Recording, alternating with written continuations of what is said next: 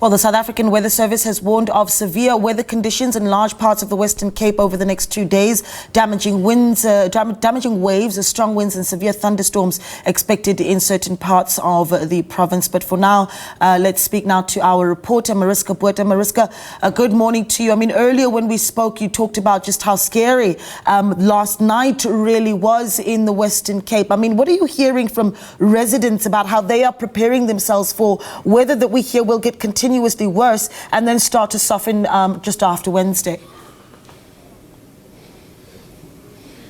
I don't think there's any way one can prepare for weather like this. It is absolutely unprecedented in recent memory. We're standing at the provincial emergency centre where we're going to speak to the Minister for Local Government in the Western Cape. He just stepped out of that meeting to give us an interview to just get us up to speed as to what's going on. But we understand the situation is dire across the province. Let's dive right into it. Minister Bradell, thank you very much for your time. Please just give us an overview. You're still busy with the meeting, but what has come up so far?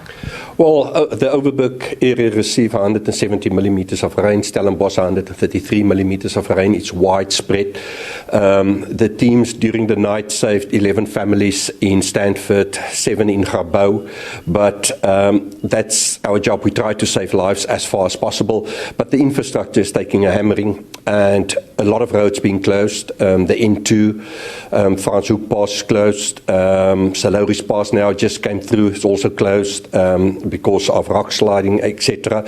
So the call is that the public must work with our emergency services. We've just sent a rescue team to Struisbaai. There's people standing on cars trying to save them. So everybody running around. We've got all hands on deck. The yacht club in Cape Town received 92 millimeters of rain.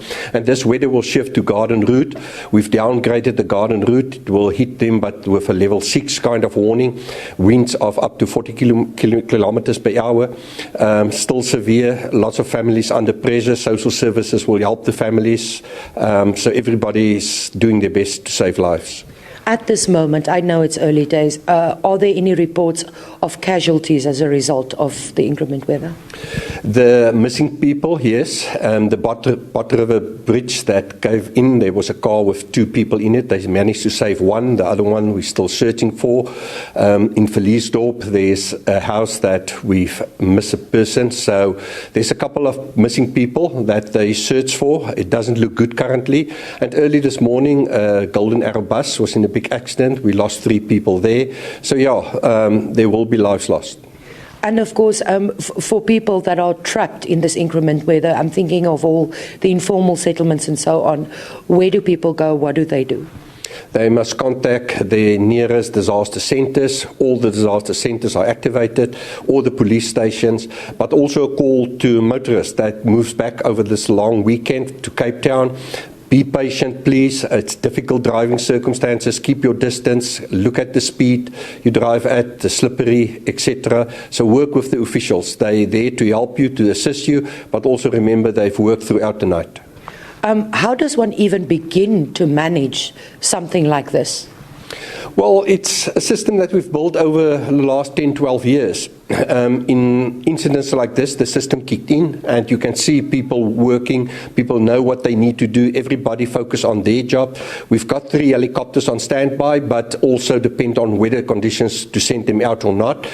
So it's a system that you've built over the years, and with climate change we will need to keep on investing in this kind of systems, because I think we're in for more kind of severe events, more rain in shorter periods of time. And of course we had that severe flooding just a few months ago.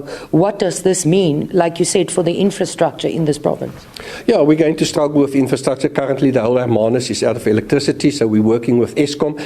And it's funny, but to get water now to households, the main inlet has washed away. So in the Hermanus area, we're also going to ask people to save water now, because we need to rebuild that. And then by doing this now, we're also busy preparing for the fire season that will start most probably early November.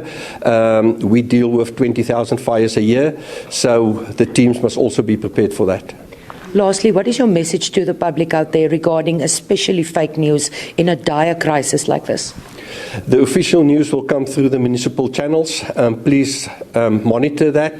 The Hollandse Meerlyn in Paul, we're on the edge of calling and make a call there that we must evacuate. We're monitoring the rivers, we're monitoring the dams. Remember, our dams are 100% full, so South Africa Water Services must release water to protect the integrity of the dams. So people must please listen to the authorities. Thank you very much. As you heard there, it is a very, very dire and serious situation across the Western Cape. An urgent call on the public out there to listen to official communications.